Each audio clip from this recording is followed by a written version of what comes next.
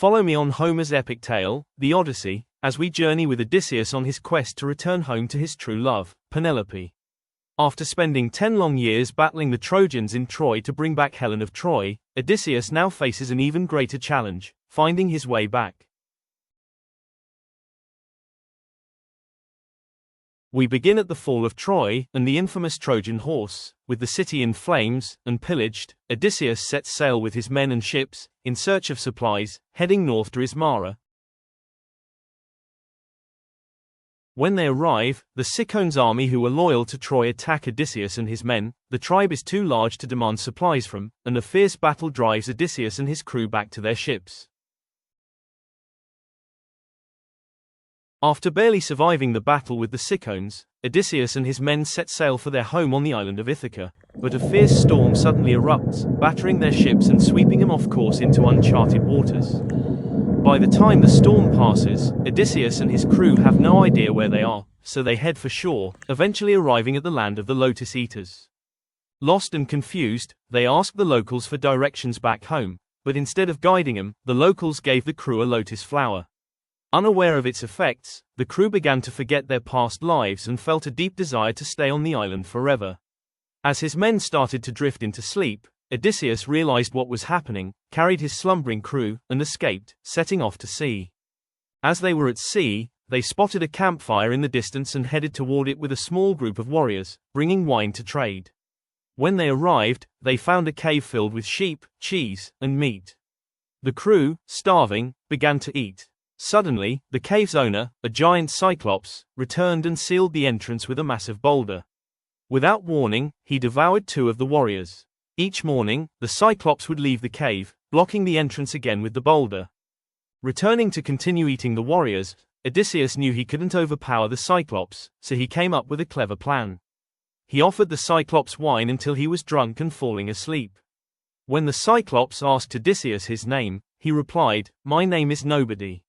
Then Odysseus stabbed the Cyclops in the eye, blinding him. As the Cyclops screamed, other Cyclopes arrived to see what the commotion was about and asked who was hurting him, to which he replied, "Nobody is hurting me."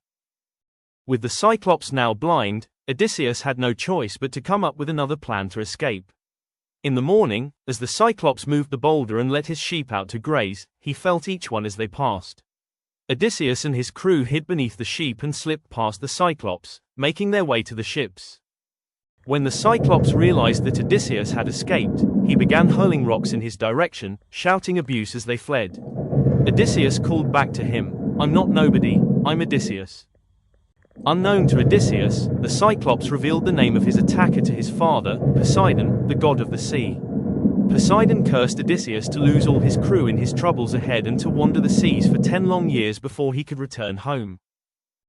Odysseus and his men arrived on the island of Veolia, where they dined with the king and shared stories of their adventures. As a farewell gift, the king gave Odysseus a leather bag holding the power of the wind, which, if used wisely, could hasten his journey home. As the crew's home island of Ithaca came into view, they believed the bag given to Odysseus by King Aeolus was full of gold. While Odysseus's back was turned, they opened it to claim the treasure, but instead unleashed all the winds, sending the ship and crew all the way back to the island of King Aeolus. Realizing it could only be a curse from the gods, King Aeolus sent Odysseus and his crew back to the sea. When Odysseus arrived at the island of the Lastrygonians, he sent out scouts who quickly discovered it was inhabited by giant cannibals. The giants began hurling massive rocks at Odysseus's ships, destroying all but one. Odysseus, barely surviving the attack by the giants, set sail and made his way to the island of Aia, home to the beautiful witch queen Circe, daughter of the sun god Helios. Odysseus split his remaining crew into 2 groups, one heading off to find food while his group stayed with the ship. The first group stumbled upon Circe, who was surrounded by lions and wolves, and she warmly invited them to dine with her. As they ate, they were unaware the food was poisoned. When they fell asleep, they awoke to find themselves transformed into pigs.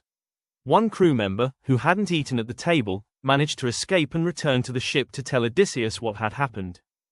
Odysseus set out to rescue his crew, and along the way, Hermes visited him, giving him the herb moly and advising him to slip it into Circe's potion so it wouldn't affect him. While dining with Circe, she was shocked he hadn't changed from his human form. Odysseus then held his sword to her throat and demanded she transform his crew back into humans, which she did immediately. After spending a year with Circe, Odysseus left the island, and she advised him to visit the underworld, before carrying on with his journey home.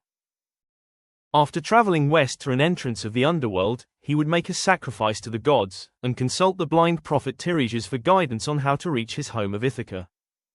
Tiresias the prophet advised that upon reaching the island of the sun god, they must not eat the god's cattle. If they harmed the cattle in any way, death would surely follow. Not long after leaving the underworld, Odysseus and his men began to hear the sound of the sirens, irresistible creatures that lured sailors to their deaths on the rocks. Wanting to be the first man to hear the sirens and survive, Odysseus had his crew bind him to the mast and use beeswax in their ears so they couldn't hear the song. As they sailed past, Odysseus pleaded with his crew to release him, but they couldn't hear his cries. Unbeknownst to him, the sirens were fated to die if a mortal ever survived their song. After surviving the sirens, Odysseus and his crew had to navigate past Scylla and Charybdis, a deadly whirlpool that swallows any ship passing too close, and a many-headed sea monster. Knowing the whirlpool would destroy the ship and kill the entire crew, Odysseus realized he would have to sacrifice 6 of his men to get past Scylla. It was a price he bore with a heavy heart to save the rest of his crew. They soon landed on the island of Phrygia, home to the sun god's sacred cattle. Odysseus warned his men not to harm them, but after a month stranded with dwindling food supplies, the crew waited for him to fall asleep one night and went ahead with butchering the cattle to eat. When Odysseus awoke, he fell to his knees in despair. The fate of his crew was sealed when they set sail from the island. The sun god, angered that they had eaten his cattle, spoke to Zeus about his wrath. In response, Zeus struck the ship with a mighty lightning bolt, killing everyone on board except Odysseus, who had not touched the cattle. After Poseidon's curse had taken effect, only Odysseus survived the shipwreck, clinging to pieces of his vessel for 10 days. He was rescued from the sea by the goddess Calypso, who fell in love with him and begged him to stay on her island. But every night, Odysseus would weep in his sleep for his wife, Penelope. Calypso was jealous of this and kept him captive on the island for the next 7 years. Watching from Mount Olympus, the goddess, Athena, begged Zeus to allow Odysseus to return home. Zeus then ordered Calypso to set Odysseus free, which she did, after helping Odysseus make a raft to help him get home. Upon hearing the news of Odysseus's escape from Calypso, Poseidon created a storm to destroy Odysseus's raft. Barely surviving the storm, Odysseus swam to the island of Syria, ruled by King Anchises. The day after the storm, the king's daughter, Nautica, went down to the sea and found Odysseus standing naked on the shore. She gave him clothes and took him to the palace. That evening, Odysseus dined at the royal table, as the king's royal poet began to lament the tales of Troy. Overcome with grief for the crew he had lost on his journey, Odysseus could no longer hide his true identity. He revealed himself to the king and recounted the story of his long voyage home. The next day, a ship arrived in the harbor, gifted to Odysseus by the king. To the hero of Troy, the king expressed that it was such an honor to have a legend of Troy seated at his table, and he would do all he could to help on his journey home. 20 years after leaving home, Odysseus finally set foot back on Ithaca. Athena warned him that his home was not as he had left it, and that dangers awaited him. She then transformed Odysseus into an old man to disguise him. Penelope, using her charm to remain faithful to Odysseus, despite the pressure from the suitors vying for her hand and his palace, devised a plan. She would marry the man who could shoot an arrow through 12 axes, using Odysseus's bow. With most of the suitors unable to draw the bowstring and the rest unable to fire it, Odysseus took his turn, shooting an arrow through 12 axes.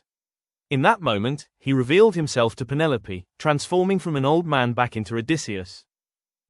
Fueled by rage over what the suitors had done to his palace, Odysseus took up his bow and killed all of them. Once the screams faded into silence, Penelope glanced over to the archer. With Penelope falling into the arms of Odysseus after 20 years of waiting, and Odysseus finally being reunited with his true love, Penelope had just one question to ask: "Where have you been, my love?" To which Odysseus replied, "Where do I begin?